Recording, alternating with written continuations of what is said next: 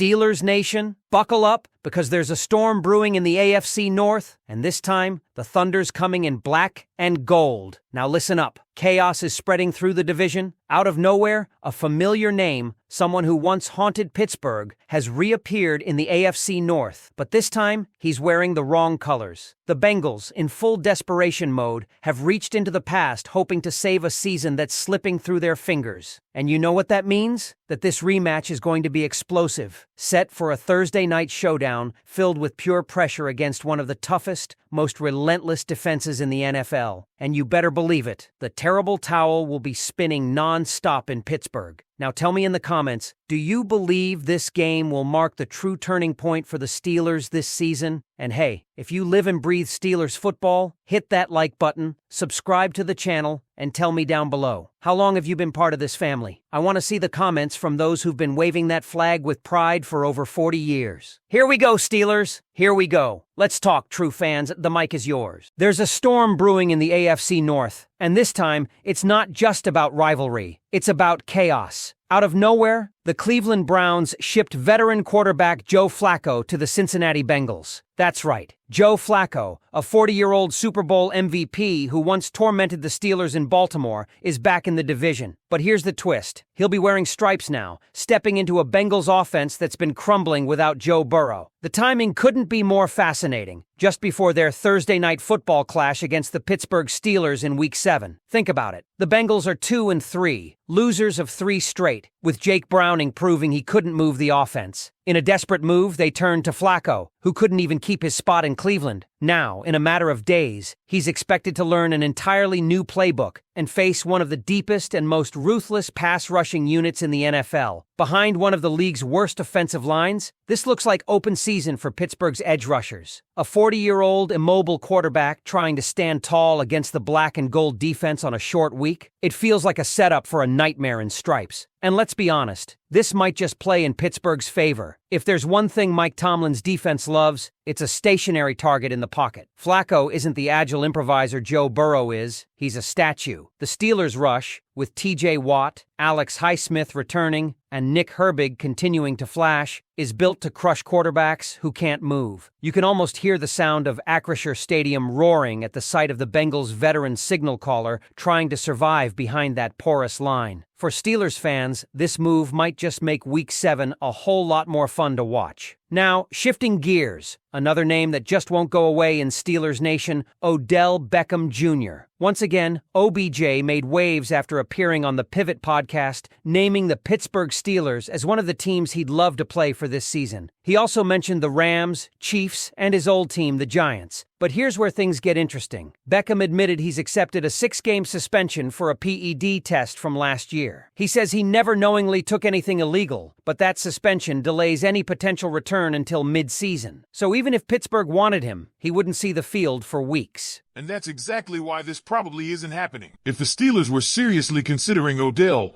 they would have signed him during the bye week, a perfect window to integrate him into the offense. They didn't. That tells you everything. Pittsburgh seems content with its current receiver group, especially with rookie Roman Wilson and Scotty Miller set to step up while Calvin Austin III recovers from a shoulder injury. Tomlin even hinted, "Keep watching," when asked why Roman hasn't seen more targets. That's the kind of teaser that tells you a bigger role is coming soon. But here's the good news for fans worried about injuries. The Steelers are getting healthy again. Mike Tomlin confirmed that Alex Highsmith, Joey Porter Jr., and Jaylen Warren are all expected back this week. All 3 practiced in the bonus session and looked strong. That's massive. Highsmith's return gives Pittsburgh its full pass rush trio again, though Tomlin did mention he'll likely be on a snap count to build up conditioning after missing time. Don't worry, that still means plenty of Nick Herbig. The rookie's earned his share of snaps, and the staff knows the value of keeping Watt and Highsmith fresh through rotations. And speaking of smart coaching, Tomlin continues to show why he's one of the sharpest minds in the league. He talked this week about the advantage of an early bye. For a 3-1 team like Pittsburgh,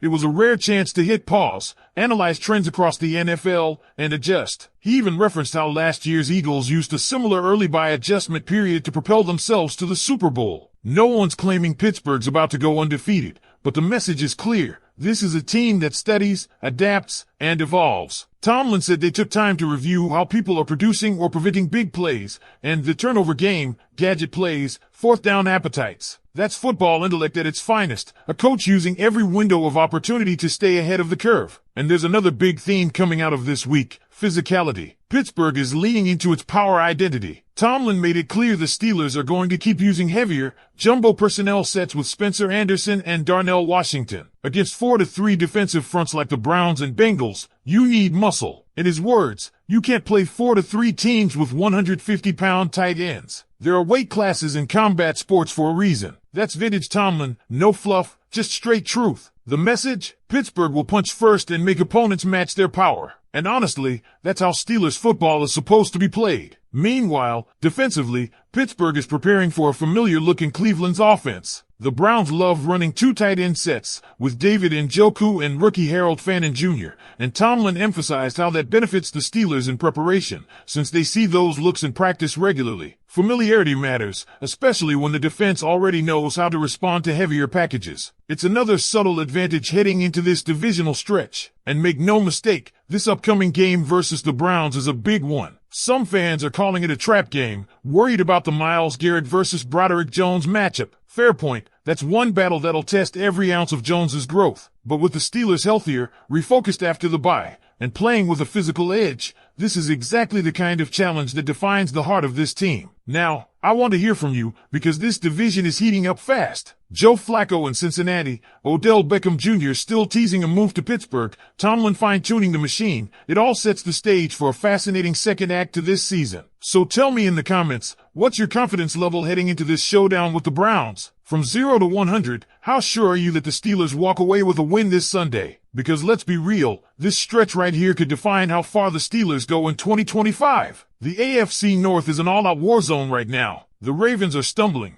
the Bengals are desperate, and the Browns are trying to hang on through pure grit. And right in the middle of it all, Pittsburgh is starting to find its rhythm, building confidence, getting healthy, and, most importantly, sharpening its identity. That's what makes this moment so crucial. Let's circle back to that Bengals trade for a second. When you look closer, it's more than just a minor roster shuffle, it's a signal of panic. Cincinnati didn't make this move because they believe in Joe Flacco's magic. They made it because they've run out of answers. Jake Browning had his shot, and it didn't work. The Bengals offense has been flat, predictable, and lifeless. Now, they're turning to a 40-year-old who's been sitting behind backup lines and learning new systems every few months. Flacco was never built for quick installs. He's a rhythm passer who needs time, comfort, and a pocket, three things he won't get behind that Bengals offensive line. For Pittsburgh, this might be the perfect storm. A Thursday night home game, short rest, a confused opponent with a new quarterback and a crumbling O-line. That's everything you want if you're a defense built to destroy timing. And remember, with Alex Highsmith back, Joey Porter Jr. healthy, and Nick Herbig in the mix, this Steelers pass rush is going to come in waves. TJ Watt will command double teams. Highsmith will feed off the one-on-one looks. Herbig will bring that burst in sub-packages. And behind them, Minkah Fitzpatrick is roaming again, reading those rush throws from an overwhelmed quarterback. It's the kind of setup that could turn into a turnover party on national television. But even beyond this week, there's a deeper shift happening inside this team. The talk coming out of Mike Tomlin's Tuesday presser wasn't just about matchups, it was about culture and control. Tomlin's not experimenting anymore, he's building consistency. The focus on heavy personnel, on sticking with Darnell Washington and Spencer Anderson in blocking heavy sets, shows that the Steelers aren't chasing flashy stats. They're building a bully ball offense again. You can feel that old school energy creeping back, a line that wants to punch defenses in the mouth, a tight end room built like a brick wall, and a backfield that thrives in chaos. When Tomlin said, you can't play 4-3 teams with 150-pound tight ends, it wasn't just coach speak. It was a philosophy statement. This is Pittsburgh. This is supposed to be a team that wins in the trenches. And for weeks, they struggled with that identity, trying to run light sets against heavy fronts and getting stuffed. But after the bye, it's clear. The Steelers are leaning into what works. Smash mouth football. Control the clock. Set up the play action. That's where Aaron Rodgers, yes, the veteran who's quietly adapted beautifully into Matt Canada's reimagined scheme, becomes lethal. You force the linebackers up, fake the handoff, and Rodgers picks apart zones with precision. The formula is simple, but it's deadly when executed right. Now, let's not ignore the injuries and what they mean. Calvin Austin III's shoulder issue threw a wrench into the receiving core, but the silver lining is how it's opened the door for Roman Wilson. Tomlin's keep watching line wasn't casual, it was a signal. The rookie has shown flashes in limited snaps, and now, with expanded reps, we could see that speed and sharp route running finally unleashed. Wilson's got that kind of quiet confidence that fits perfectly in Pittsburgh's offense. No drama, no ego, just execution. And if he starts clicking with Rodgers, that changes everything. Scotty Miller, meanwhile, is set to handle more punt return duties,